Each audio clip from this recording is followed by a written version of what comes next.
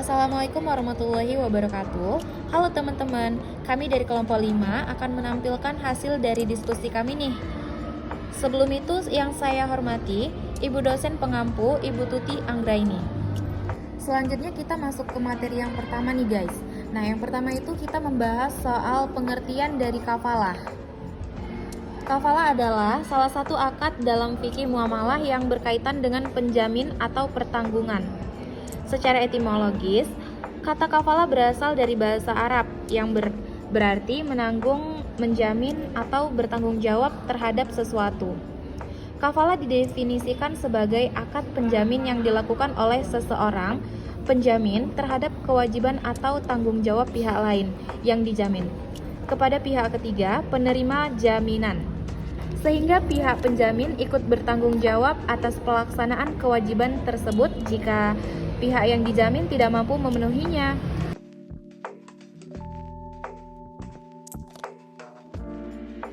Oke, yang kedua ini kita akan membahas soal rukun kafalah nih guys.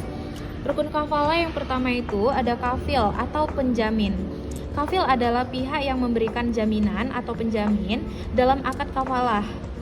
Kafil bertanggung jawab untuk memenuhi kewajiban makful atau pihak yang dijamin.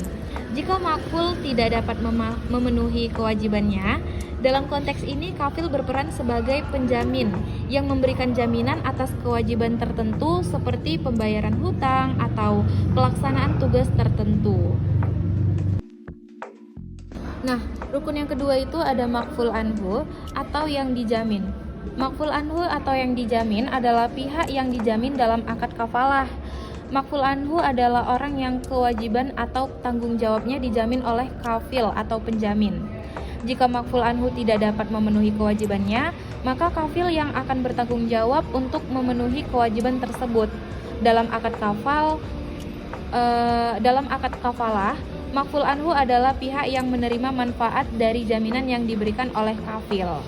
Kemudian yang ketiga, makfulahu atau penerima jaminan.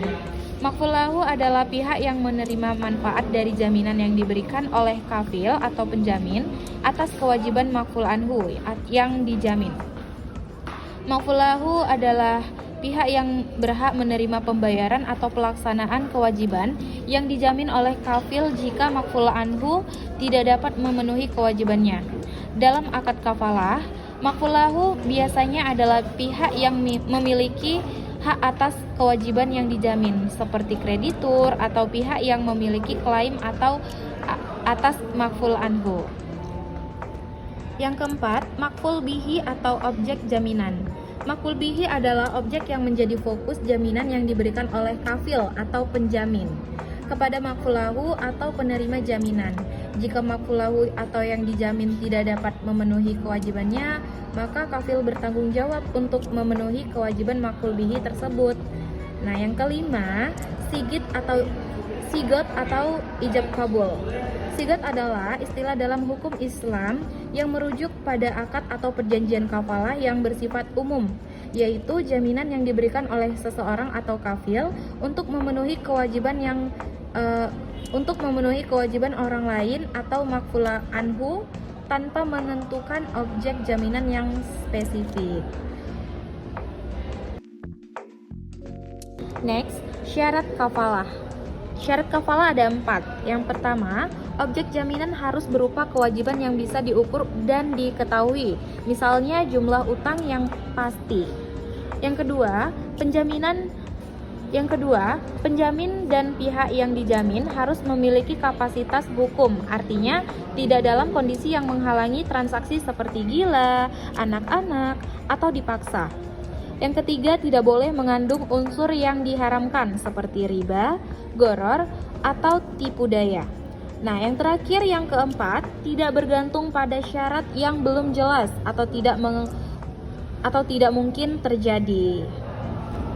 Selanjutnya, dasar-dasar hukum dari kafalah. Yang pertama ada dalil dari Al-Quran. Allah Subhanahu wa Ta'ala berfirman dalam surah Yusuf ayat 72, "Kami kehilangan piala raja, dan barang siapa yang mengembalikannya, maka ia memperoleh beban makanan untuk seekor unta, dan aku menjaminnya. Wa ana bihi zalim." Quran Surah Yusuf ayat 72. Ayat ini menunjukkan taktik bahwa kafalah dengan kata zaim yang berarti penjamin. Yang kedua, dalil dari hadis. Rasulullah SAW bersabda, tanggungan atau kafalah adalah sesuatu yang wajib dipenuhi. Hadis riwayat Abu Daud dan Imam Tirmizi. Hadis ini menunjukkan bahwa jika seseorang telah menjadi penjamin, maka dia wajib menunaikan tanggung jawabnya jika yang dijamin tidak mampu memenuhi kewajibannya. Yang ketiga, ada ijma ulama. Para ulama fikih dari mazhab Hanafi, Maliki, Syafi'i, dan Hanbali sepakat bahwa kafalah hukumnya boleh dan sah selama memenuhi rukun dan syarat yang ditetapkan. Mereka juga sepakat bahwa kafalah bisa berlaku dalam berbagai bentuk kewajiban seperti utang, barang maupun kehadiran. Yang keempat, ketentuan fikih muamalah. Dalam praktiknya, hukum kafalah bergantung pada akad dan niat para pihak. 1. Dilakukan secara sukarela tanpa imbalan, maka kafalah adalah akad tabaru, tolong menolong. Yang kedua, ada imbalan atau ujrah, maka kafalah termasuk akad tijarah atau komersial dan boleh selama tidak melanggar prinsip syariah, yang itu tidak mengandung prinsip riba, goror, dan maisir. Yang kelima, hukum positif di Indonesia. Dalam hukum ekonomi syariah di Indonesia, kafalah diakui dan digunakan secara luas dalam produk lembaga keuangan syariah. Fatwa Dewan Syariah Nasional Majelis Ulama Indonesia tentang kafalah menjadi rujukan utama dalam praktik kafalah oleh perbankan syariah dan lembaga keuangan non-bank syariah. Oke, next, berakhirnya akad kafalah. Berakhirnya akad kafalah untuk setiap jenis dapat dijelaskan sebagai berikut. Yang pertama, kafalah bil mal berakhirnya karena yang pertama, harta diserahkan kepada pemilik hak, yakni orang yang berpiutang, baik yang menyerahkannya karena hak penuntutan hutang adalah dengan pelunasan. Kafalah juga berakhir apabila orang yang berpiutang menghibahkan hartanya. Di samping itu, kafalah juga berakhir apabila pemilik hak meninggal dan hartanya diwarisi. Yang kedua, pembebasan terhadap kafil oleh pemilik hak dari kewajiban kafalah bin nafsih. Tetapi, ashil tidak membebaskan pada kondisi ini karena pembebasan kafil tidak termasuk pembebasan ashil. Apabila ashil dibebaskan, maka kafil juga bebas. Yang ketiga, meninggalkan asil.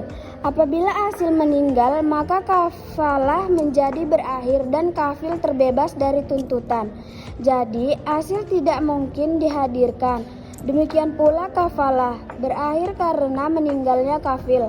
Akan tetapi, apabila maf'ul yang meninggal, maka kafalah bin nafsi tidak gugur dan kedudukannya diduduki oleh ahli waris atau pemegang wasiat. Nah, yang ketiga, apabila jenis kafalah bil ain, maka kafalah dapat berakhir karena penyerahan benda yang ditanggung apabila barangnya masih ada atau persamaannya atau hartanya apabila barangnya telah rusak.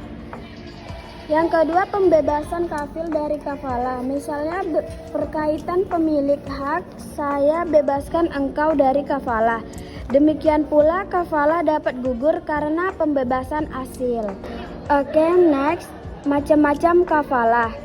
Yang pertama, kafalah bil nafsi, yaitu penjaminan kehadiran diri, yaitu penjaminan atas kehadiran seseorang di tempat atau waktu tertentu, seperti pengadilan atau kantor lembaga hukum.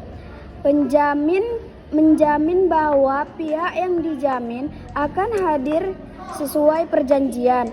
Contohnya, seorang penjamin menjamin bahwa terdakwa akan hadir di persidangan.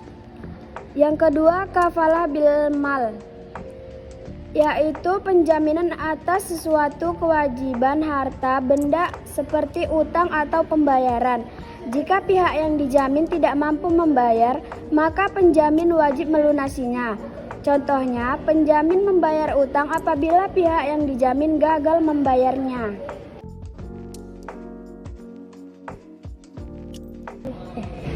Yang ketiga, kafalah al-taslim merupakan penjaminan atas penyerahan suatu barang atau objek tertentu. Penjamin memastikan bahwa barang tersebut akan diserahkan kepada pihak yang berhak menerimanya. Contohnya, lembaga penjamin menjamin bahwa barang pesanan akan dikirim oleh penjual kepada pembeli. Yang keempat, kafalah al-ada. Jenis kafalah ini menekankan pada penjaminan pelaksanaan kewajiban, termasuk pembayaran dalam bentuk uang, pekerjaan, atau bentuk lainnya. Contohnya, kafalah dalam proyek konstruksi, di mana bank syariah menjamin bahwa kontraktor akan menyelesaikan proyek tepat waktu. Yang kelima, kafalah bil ujrah. Ini adalah bentuk kafalah komersial di mana penjamin mendapatkan ujrah atas jasa penjaminannya. Biasanya digunakan dalam lembaga keuangan syariah. Contohnya, lembaga keuangan syariah menerbitkan letter of guarantee atau LG kepada nasabah dengan imbalan tertentu. Baiklah, sekian materi dari kami. Thank you for watching ya guys.